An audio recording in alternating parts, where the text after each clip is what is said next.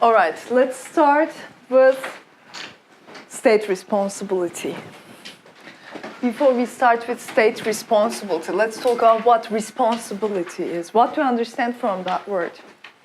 When you have responsibilities, then what happens? What do you understand from that? Yes? Simply keep your promises. Whatever you promise, you must keep it, and you must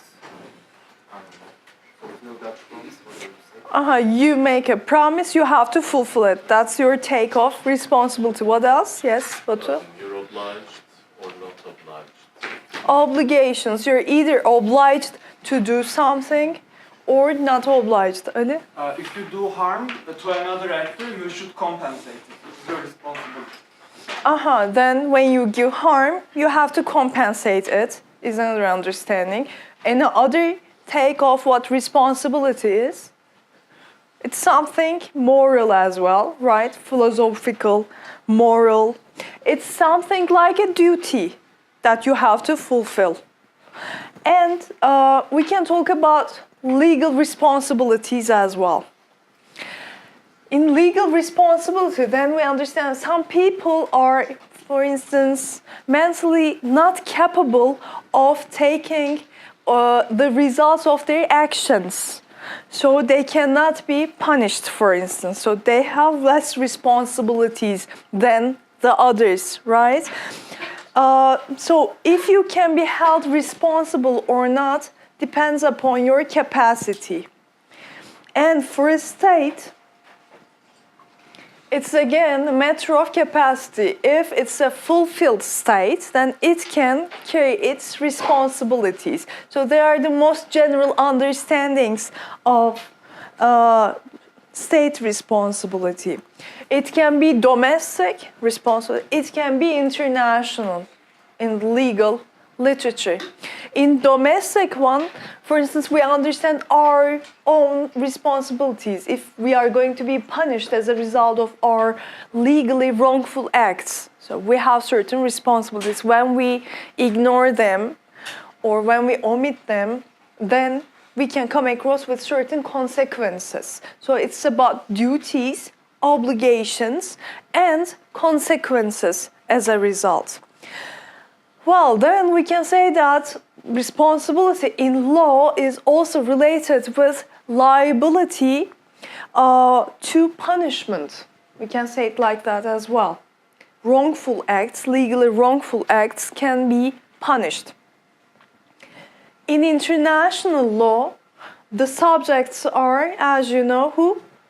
States and organizations, and they have their own obligations, and if they do not fulfill their obligations, then they also carry the liability to punishment as a result of their conduct. So, in order to be able to talk about responsibility in international law, there are certain elements that you should be looking for. The first one is an obligation. Where do you find obligations? Treaties. If the state has entered into a treaty related to that. Or there are some other sources as well, like customary law. So first of all, obligation. And you know where to find the obligation. Secondly, there must be a wrongful act. So that obligation is either not fulfilled or fulfilled in a wrong way. So there is an obligation in the first instance, then there is a fault.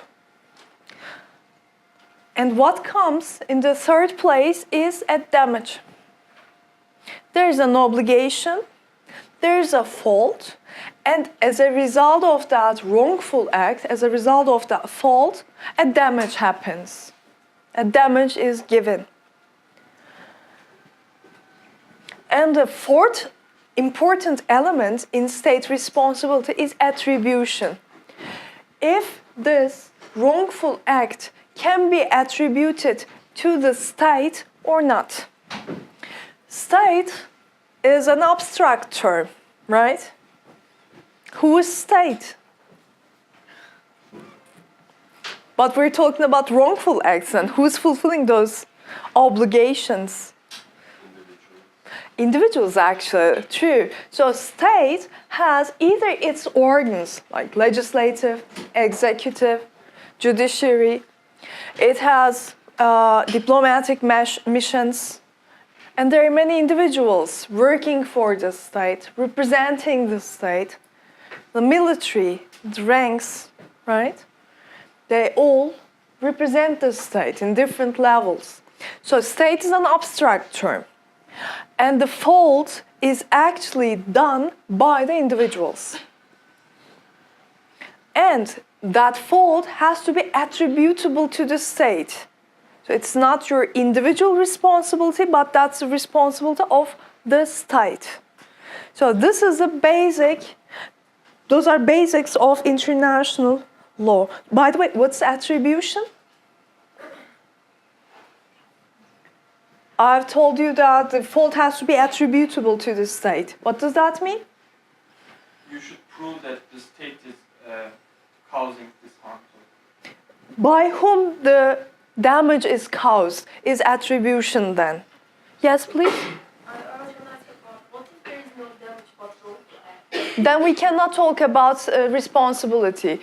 Okay, that's just a violation that has to be improved, but we cannot talk about any kind of compensations or anything. So those four elements are the necessities. Let's repeat. First of all, we need an obligation. The obligation is found in treaties or customary law. Secondly, there must be a fault. Thirdly, what was that? The damage. There must be a damage as a result of that faulty act. And at the end, we also have to see that the act is attributable to the state. So, state responsibility is one central element of international law. It is one of the most cardinal principles of international law. And it's arising because, first and most important thing is that all states are equal. So, one state does not have the right to give whatever harm to the others and remain unpunished for their acts. No, all states are equal. All states are sovereigns. If a state is sovereign, this just does not only mean that it is free to do whatever it wants in its internal affairs. It should also be able to control the entire land. For instance, we cannot bear arms so easily. And state should be there to control us, all of us. If one of the villages suddenly gets heavily armed, and, well, probably those weapons are obtained through illegal ways, and they start actions over the border towards another state, then we can say that why this state cannot control the entire village. So the state's responsibility covers also its capacity to go to the depths of the state and keep everything under its control so that its laws are valid, binding, taken serious by its subjects. Okay? So states are equal, states are sovereign, and therefore states are responsible. They give promises, they sign treaties, pacta sunt servanda, all promises must be kept, so they have to fulfill their obligations. And this is the entire nature of the international system. Therefore, we can talk about state responsibility. Once we start studying international state responsibility subject, then we have to ask questions like, what are the legal consequences of violation of international law? It's taken to light, actually. People believe that international law is easily ignored. But empirically, we have seen that that's not true. States observe international law. States respect international law. And when they do not want to be bound by international law, then either they do not enter into international treaties or they withdraw from them. But they do not simply violate, and as a result, nothing happens. That's not true. And then we have to also ask the question, what happens when the breach happens? When the breach takes place? then what are the consequences? What are the punishments? So,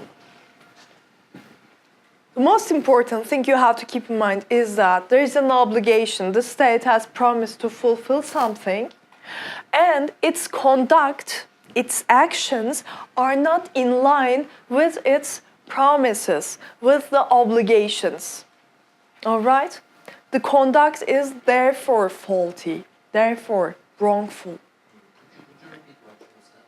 I've said that once the actions of the state are not in line with the obligations that it has to bear, then we can talk about a wrongful act, about a fault. Well, we have one important source. Actually, the sources, they're coming from customary international law. And International Law Commission of the United Nations has spent so much time to codify the entire customary law regarding state responsibility. For about 50 years they have worked on it, and at the end they have submitted their report to the United Nations General Assembly. And that report is entitled Articles on Responsibility of States for International Wrongful Acts.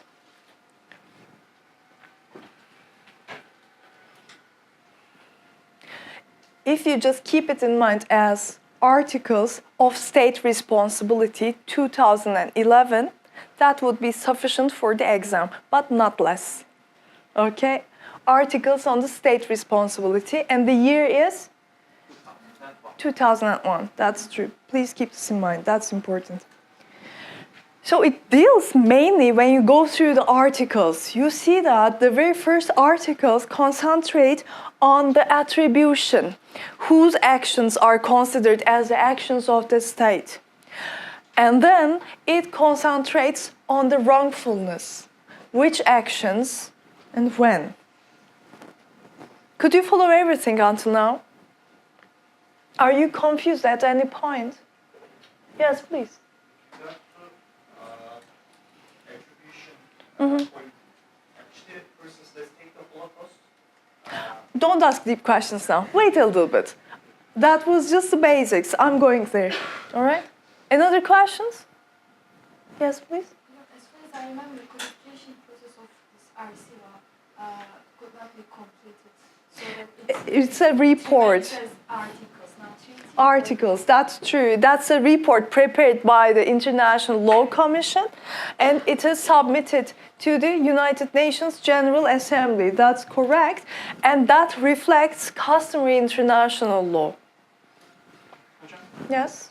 I have a question. We said the steps that should be observed to name it as a responsibility issue. But sometimes there's a violation and misconduct, but states do not ask for any act towards the violating states. I mean, This means consent. If you show consent, then you cannot talk about responsibility. If you are damaged, but you do not look for any kind of compensation, this means you show consent for this. Then that's completely legal again.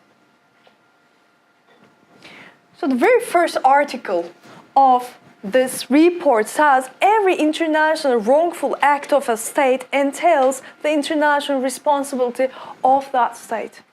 It says if there's a wrongful act, then the state is responsible in the first instance. This is the starting point, of course. This is indicating us that we have to always look for an obligation. If the state has never promised to share its waters with its neighbors, for instance, if there are no treaties, then the neighbor state cannot start complaining about, or it is not a responsibility case that the neighbor says the amount of the water you're sending us is not what we're expecting. That is debatable. That can be a matter of negotiation, but if there is no water sharing treaty, then we cannot talk about any kind of obligations.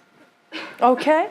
Therefore, we first try to find out where the obligation is springing from. This is the first thing. Secondly, the wrongful act has to be attributable to the state and it constitutes a breach of an international obligation. Those are the two basic elements. Wrongful act can be an action, it can also be an omission. An action can be wrongful. So if there's a treaty about sharing the waters of a river in between two neighboring states, State A is obliged to share 50% of its waters with its neighbor. And if it is just sending 35%, this is a wrongful act. It is omitting then something. It is not sending enough. It has to take more action. And sometimes, most of the responsible cases related to trade are related to wrongful acts actually, the action taken. So both of them, when there is an omission, when the state remains passive in fulfilling its obligation, it is still a wrongful act as well. All right? So, state responsibility has two basic elements. One of them is an objective element, the other one is a subjective element. Objective part is related to what the obligation is and what the wrongful act is. So this is something quite concrete. You can recite the obligation through the treaty, and you can again recite or you can tell what the wrongful act is according to the obligation. The subjective part is related to attribution.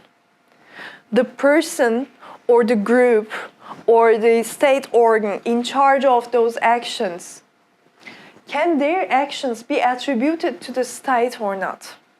Is the subjective part.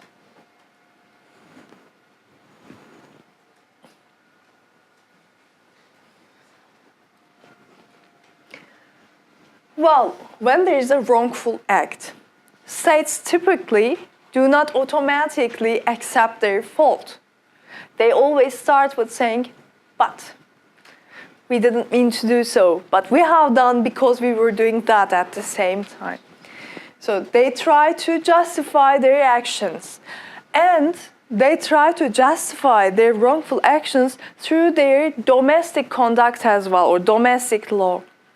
However, states are not allowed to escape from their responsibility by discussing about their domestic law. International state responsibility is governed by international law, and states cannot escape from responsibility through instrumentalizing their domestic laws. Domestic law is completely irrelevant, and this is not a part of the discussion. This cannot be a part of discussion. If the state has entered into obligations, then those obligations override the domestic conduct as well.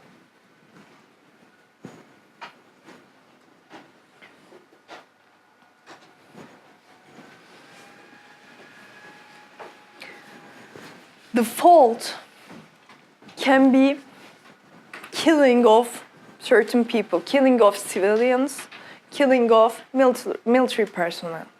That can be damaging the property of another state. That can be giving harm to territories of another state. And territory is not always just soil. What else is territory? Sea. We have territorial waters. What else? Where else do we have territories? True, in the air. And soil is just not the surface.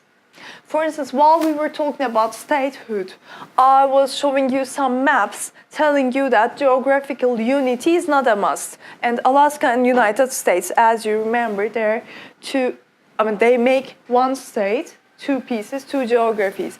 Is it possible that United States simply makes a metro tunnel under Canada to bind those two states?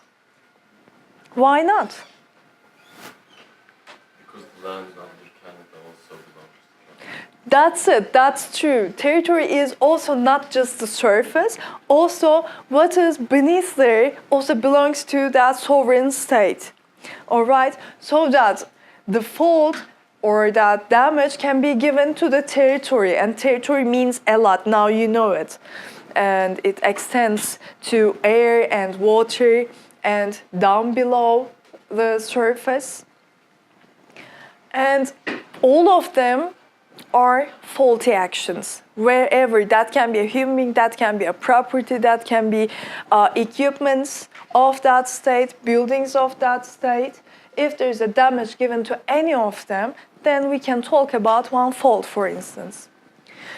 And irrespective of good or bad faith, it can be done intentionally, it can be an accident, that can be just a moment of ignorance. A word that you already know somehow. The action can be dolus or culpa. If it's a dolus act, then one state has given harm to another on purpose, to damage. If that's a culpa act, then the state has acted negligently. So that was done accidentally.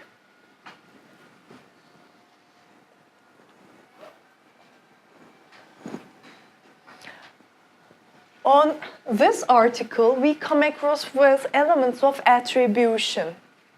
Whose acts can be considered as attributable, imputable on the state?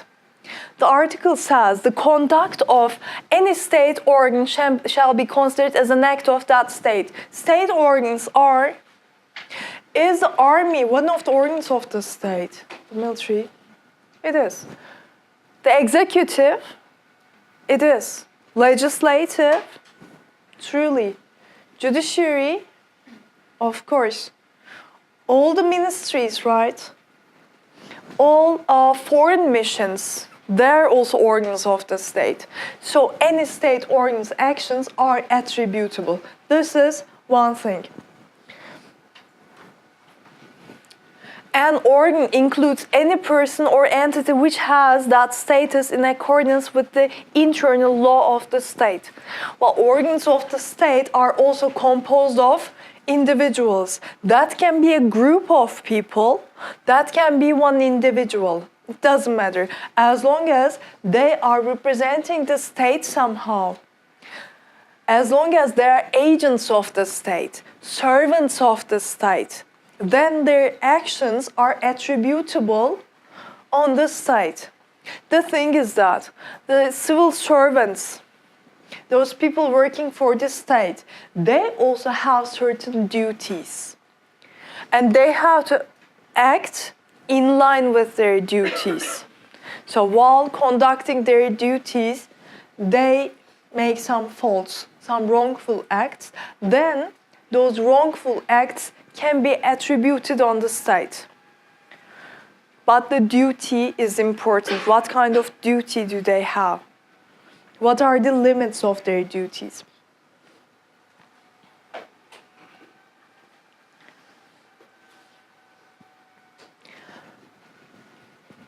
We have mentioned those people working for the state, state servants, state organs. I want to add something to that as well.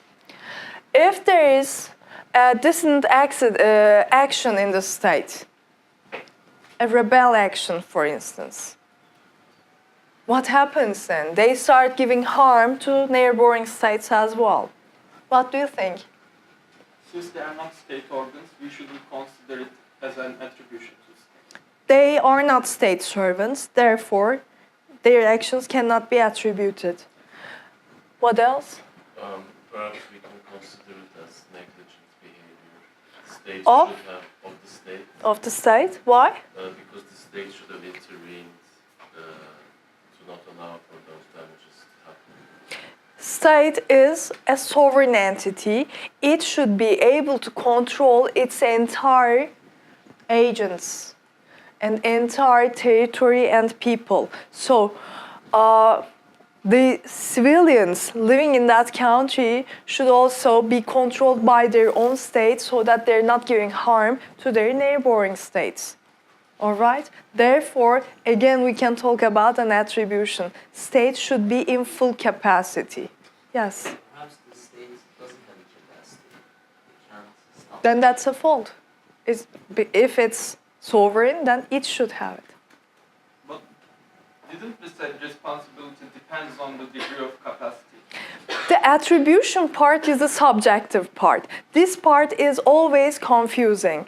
But when we turn back to all those cases that we have until today, although those civilians are not servants of the state should be there to control its people. Therefore, that's the main idea. Yes? There are, for instance, some failed states, like Failed state. Oh, why do you call them failed state? because they do not have like a concrete. You cannot simply call states as failed states. I mean, we have seen Germany being defeated after the Second World War, and it was invaded. It was divided into 4 pieces, and still all other states have respected its integrity. It remained as a state. If it's failed, then it turns into terra nullius, then you can invade it and so on. So they can be under harsh conditions, but they're not so easily named as failed state. We'll talk about how states fail. Just put it aside, okay? But don't use it so easily, okay? Yes, please. Yeah, can we differentiate between degrees of rebellion? Because in case of rebellion, for instance, like in Ireland hostage crisis, then we can say that the state should intervene and should True. avoid this. But in case where the rebellion goes too beyond that, even legitimacy of the government is in danger, then how can we? That's about subjectivity. That's the part. Of course, I cannot give you an answer at the moment because I still cannot tell what that case is like. You know? Yes. But as I know, this article is not only for fact. For instance, in terms of attribution, ICG many times refers to Nicaragua case in terms of A lot, states that's true. unable to control. There are other things to do. Omission is also a fault. You know, being unable is also a fault. So being passive, not being in capacity to fulfill is also a fault. That's why we have mentioned actions can be fault and stillness can also be fault. Keep this in mind. All right? So that's what we have spoken about actually. Once you start taking a look at the cases, precedents related to state responsibility, you come across with diverse cases. For instance, in 1955, Bulgarian fighter jets have shot down one civilian aircraft of Israel.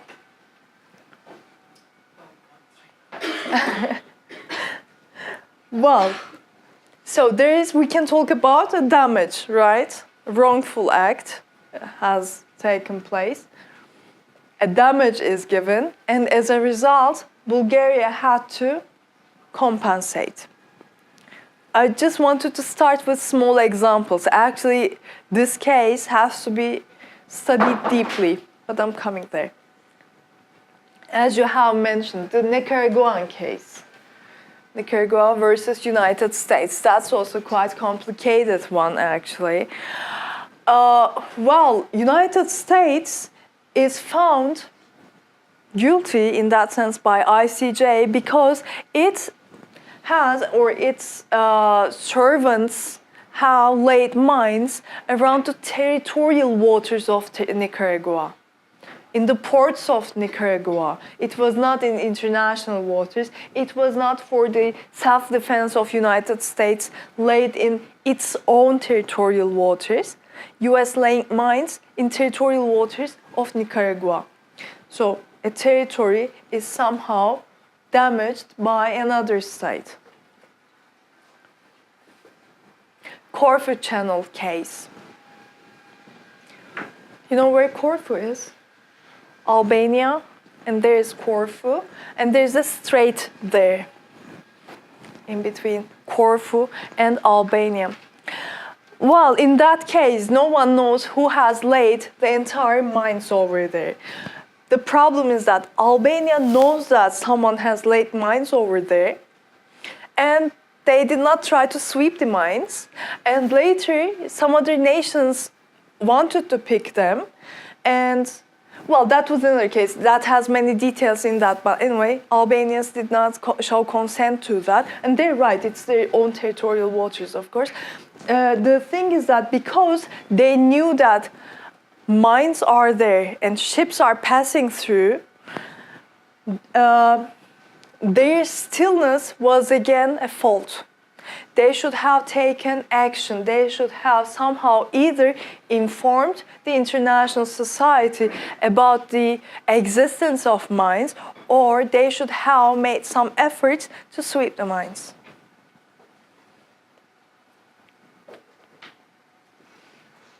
Have you ever heard of this case? The Rainbow Warrior case?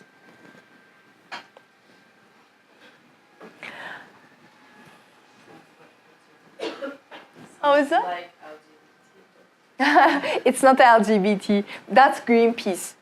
That's a ship that's used by Greenpeace, and it's a flagship of New Zealand. And France was about to make some experiments, nuclear experiments, in Pacific.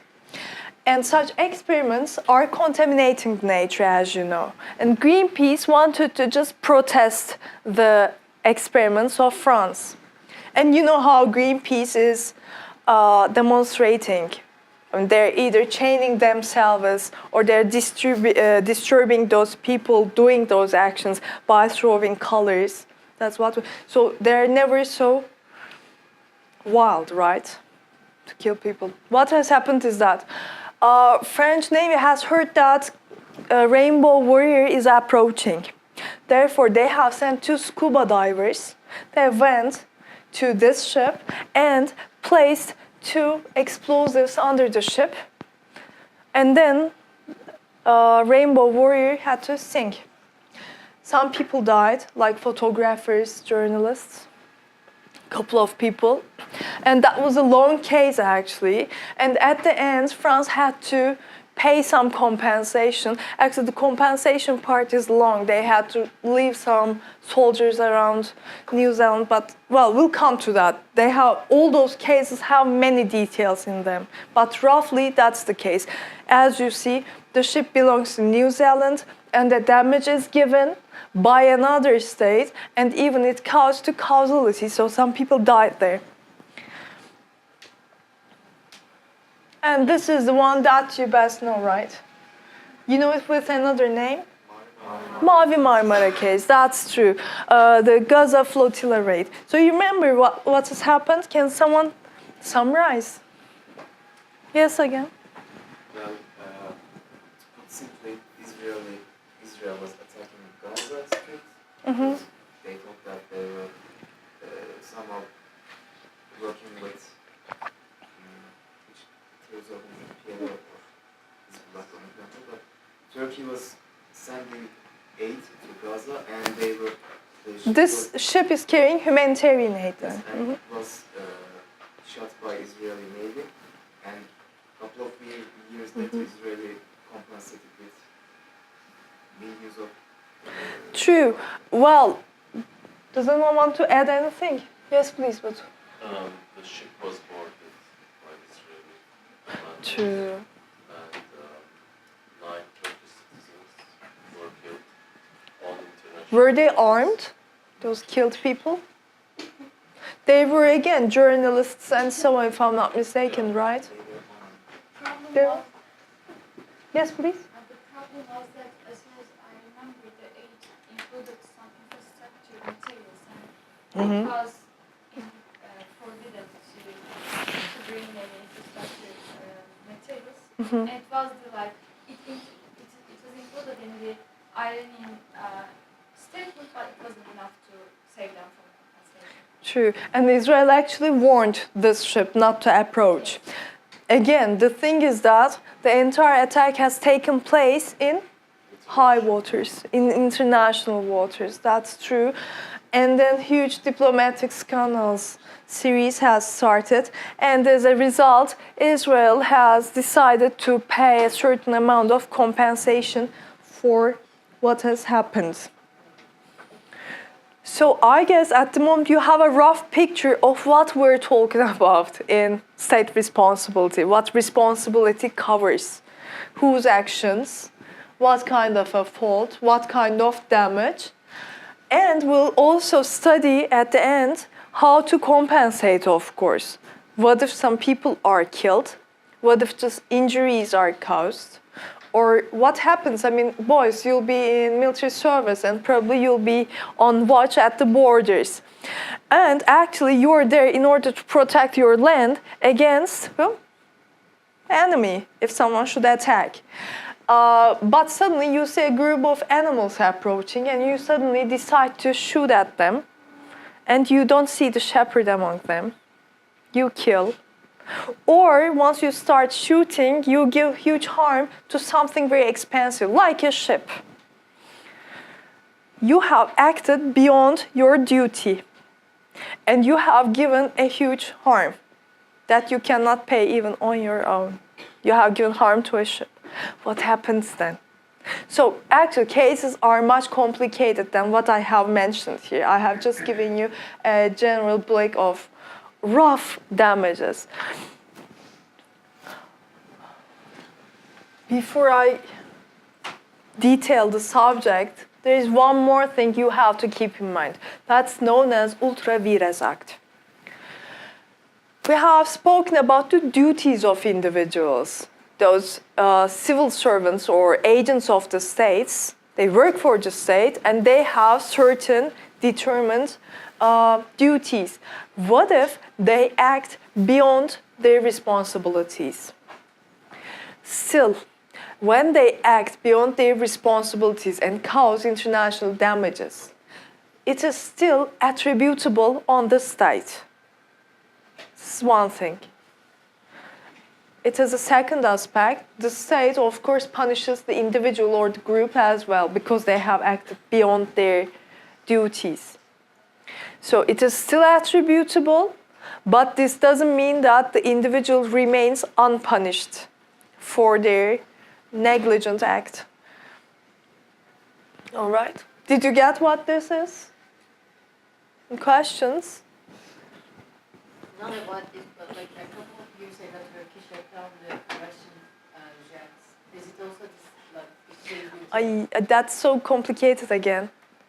Okay, we can talk about it actually.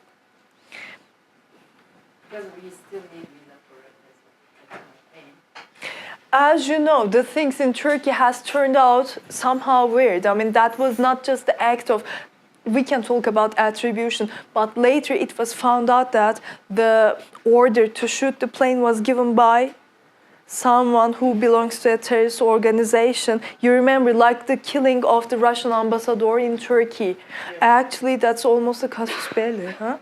And Russia side has also found out that the person who has killed belongs to a certain terrorist organization and they had a certain agenda, like severing the Turkish-Russian relations. And so it has a very different explanation. But you can ask it the other way. If you remember, Russian jets have killed a number of Turkish soldiers in the northern part of Syria.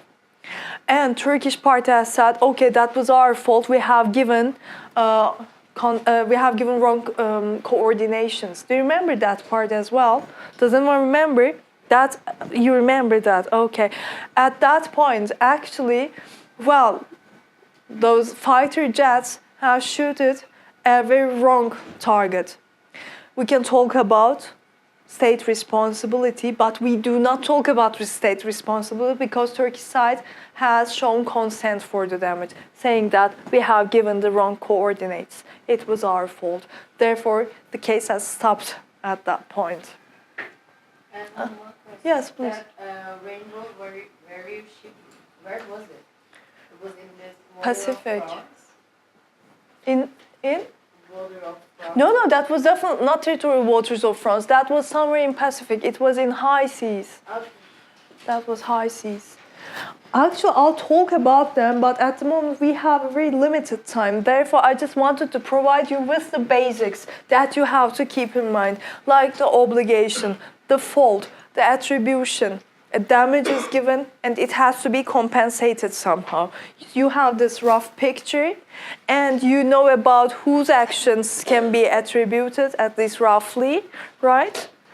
And what else did we mention? Ultra vires act. So what if the civil servant, what if the state agent acts beyond their duties? It is still attributable, but the person or the group is probably going to be punished by their own state. Do you have any questions until here? If you read through the chapter, so things are getting more complicated by state responsibility, this may facilitate your understanding. If you don't have any questions, and if you have signed the attendance, then have a nice day.